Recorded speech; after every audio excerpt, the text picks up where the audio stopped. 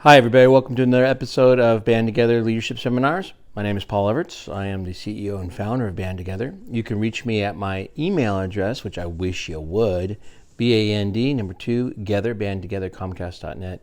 You can also go to my website, which is conductingmylife.com, where you can go and get my book, Conducting My Life. That would be fantastic as well. I have them in the garage. There are plenty of them. Go to Amazon.com and you'll see their stellar reviews. And then finally, I work for this man right here, John C. Maxwell, part of the John C. Maxwell team. Leadership, that's what we do, man. So again, I would love to come and visit you one-on-one, church groups, private sector as well, schools, ready to do it all. So go to the curriculum tab for John Maxwell and you'll see a bunch of different wonderful subjects and books that I can teach, train, speak, and I love him. I used him for my family. I've used him for my son and daughter, who are just superhuman beings, and my students. My students, from 1999 until now, so 22 years of using John Maxwell material, and it's done me well. And I hope that my students would go with an eye roll. Yes, did us well too. But anyway, so that was my little commercial. Today is the 15th of June. It is 10:10 a.m. Doing this from my beautiful home, our beautiful home, northeast of Sacramento, California. Just to remind you that I do this because I say things that sometimes are not most appropriate, I guess, for nowadays. Like, we're going to talk about Flag Day. And I guess it's inappropriate to talk about Flag Day in some parts of the United States. As far as California, maybe public schools don't want to talk about Flag Day, at least not the United States flag. But we're going to talk about Flag Day because yesterday was Flag Day, and then I'm going to touch a little bit about this weekend, because this weekend is, of course, Father's Day. So that's what our topics are: Flag Day and Father's Day. Both start with letter F, as in fun. Here we go. From the military.com website, which I will put it in the description. The history of Flag Day. The first celebration of the U.S. flag's birthday was held 1877 on the 100th anniversary of the Flag Resolution of 1777. However, it is believed that the first annual recognition of the flag's birthday dates back to 1885, when school teacher B.J. Segrand first organized a group of Wisconsin school children to observe June 14th, the 108th anniversary of the official adoption of the Stars and Stripes as the flag's birthday. Segrand, the teacher, now known as the father of the Flag Day, continued to publicly advocate the observance of June 14th as the flag's birthday, or Flag Day, for years. Just a few years later, the efforts of another school teacher, George Balk, led to the formal observance of Flag Day on June 14th by the New York State Board of Education. Over the following years, as many as 36 state and local governments adopted the annual observance. For over 30 years, Flag Day remained a state and local celebration. In 1916, the anniversary of the Flag Resolution of 1777 became a national observed event by a proclamation by President Woodrow Wilson.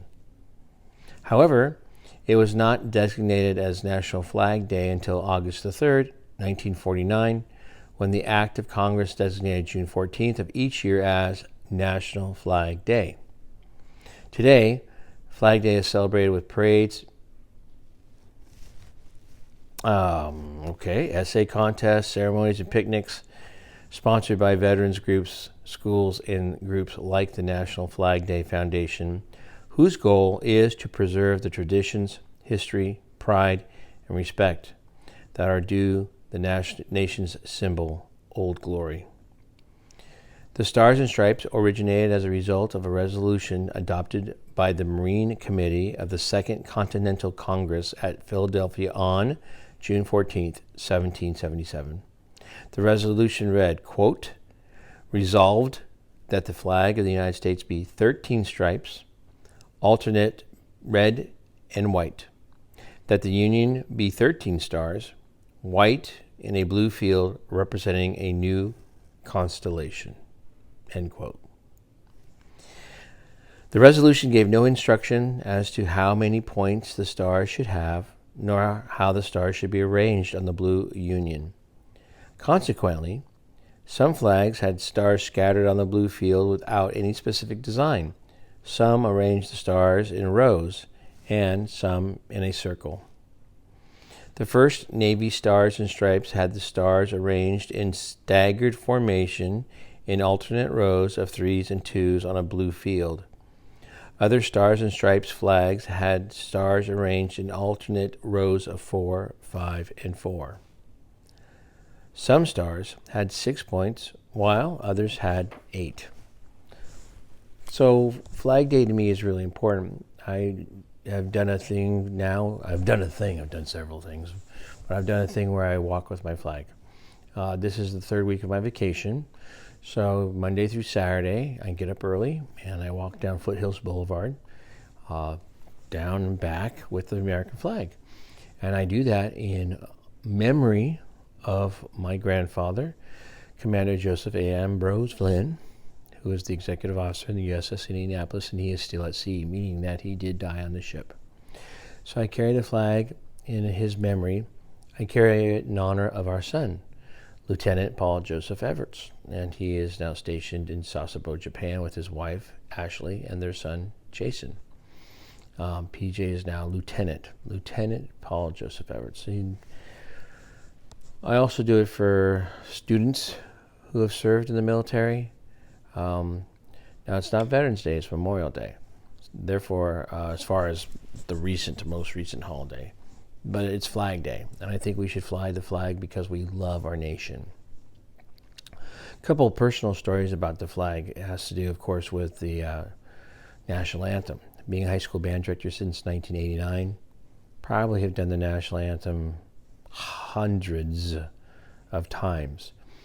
We, when I taught at Granite Bay High School, which is just northeast of Sacramento, we were the only band at the Memorial Day Parade. This is the early 2000s. And I was shocked. I thought, why there's only one band at the Memorial Day Parade? Yeah, we couldn't get anybody else, Mr. Evers. Can you do it? So we did it. And the story about that Flag Day, as far as recognizing how important the flag is to many people, was we get down to the parade, only band there, no other band was there. They actually had to ask for us to be there, and we did it. We got on, it was Memorial Day. And unfortunately, people aren't thinking Memorial Day, they're thinking 3-day weekend. We get done, and they're motorcycle vets, right? Most of them probably Vietnam vets. We're all at the end of the parade, and I asked the guys, I said, would you like to have us play the national anthem? Now, we hadn't played the national anthem months. It's May, right? It's May for Memorial Day. Probably last time I did it was for a basketball game in February. And the kids were shocked. Oh my gosh, we haven't really practiced. And they did a great job with the national anthem. And those men standing at attention with their mustaches, long hair, jean jackets, and leather chaps and leather jackets, and they were totally impressed that these kids would play the national anthem for them. And there they were, all of them holding flags. The other time the national anthem touched my heart was again when I was at Granite Bay, and 9/11 happened, and this is going to be the 20th anniversary of 9/11. We get to the school. I get there about 6:15 in the morning, and that's when the second plane hit in our time, around 6:15, 6:30. Go out to the field, and practicing. We get an all call. Sorry for the interruption. The United States is officially under attack. Please go into lockdown. Now we're in the football stadium, and I'm thinking to myself, what is going on? The students wanted to play the national anthem before they went off the field to go back to the band room. Fast forward 20 years later, I've had students ask if they could take a knee. I've had students, for religious reasons more than political reasons, not play the national anthem and not recognize the flag. When 2001, they wanted to play the national anthem. They believed in their country, and they believed that their country being attacked, and they needed to show a sense of strength. And the way they showed the strength was playing the national anthem. And there was that flag again, waving. And there's a sad time with the flag, too. This would be Dublin High School, I think 2015, I want to say, or whenever the Wisconsin-Duke championship basketball game was for the NC2A. And that one hurt. That national anthem rocked. I love that national anthem. I think if I remember, I'll put it on the description if you want to listen to a great national anthem. So I said, you guys, this is what the national anthem should be like. Listen to this. And they just had trumpets and herald trumpets and an eagle flying around. I said, what did you guys think? And this girl raised her hand. I think it's over the top. I don't even know why we're watching this and wasting our time, Mr. It's, seriously. The United States isn't that great.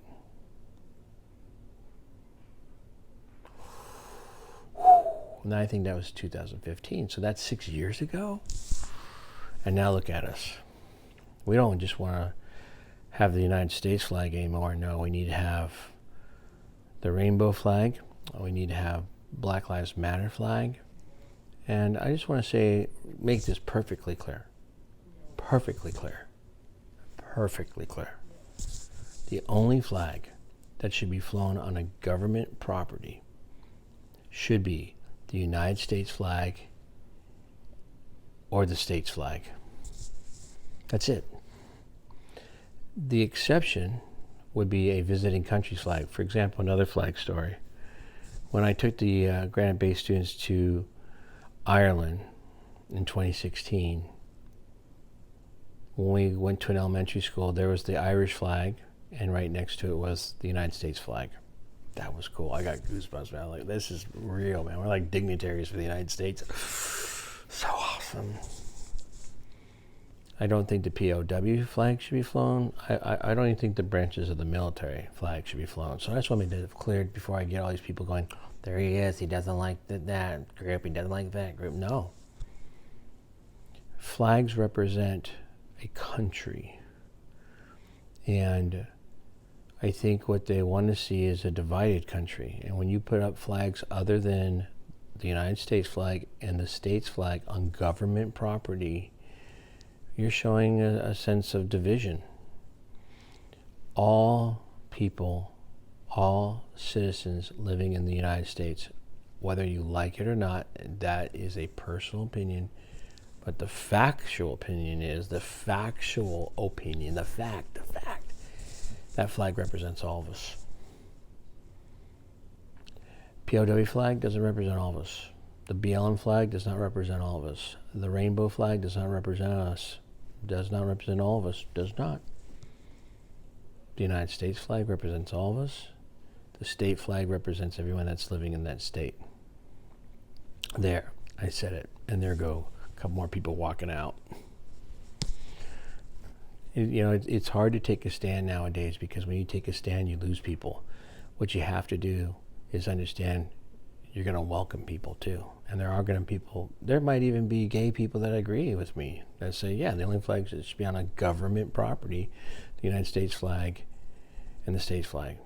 There might even be BLM supporters that go, why are we flying the flag again?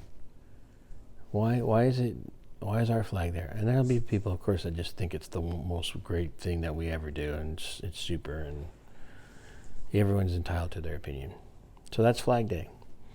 That's why I carry my flag. The flag represents all of us. And I do get honks, I do get waves, and I do get the middle finger. And I do hear people saying F you. But that's why that flag is flying, for all those wonderful responses, because we all get to have those responses because we're in America. In other countries, you probably would have been shot for carrying the flag or for flipping it off. Not us. We're a great nation. The last thing is Father's Day. Father's Day is coming up this Sunday. I believe that would be the 20th. our nation is hurting for fathers. And you know that because you see these commercials, and I've heard these commercials on the radio. Father's Day is a tough day for many of us. We don't have fathers. I don't hear that during Mother's Day. And I know being a teacher, I've had plenty of students who are motherless as well. I don't say birthing people-less, motherless as well.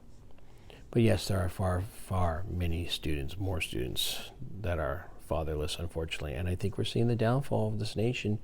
Men, you got to step up. It says U.S. Navy dad. I will always be PJ's dad. My role will change. I will always be Katie's dad. My role will change. Dads, you make a huge difference in children's lives. Don't give up that difference. And don't let the government become the difference. Don't let your wife become the difference. You make the difference. You need to be a man. Step up. So PJ, in honor of Father's Day, I love you. I know it's tough being at sea. I know it's tough not physically being there. Yet, when you are there, make the most of your time, okay? Your son and your wife need you. And I know you're doing a great job because I see that. I see a beautiful boy growing up. I see a wife that is loving you a lot, buddy. So, everybody, fathers are important. Don't take them for granted. Don't belittle them.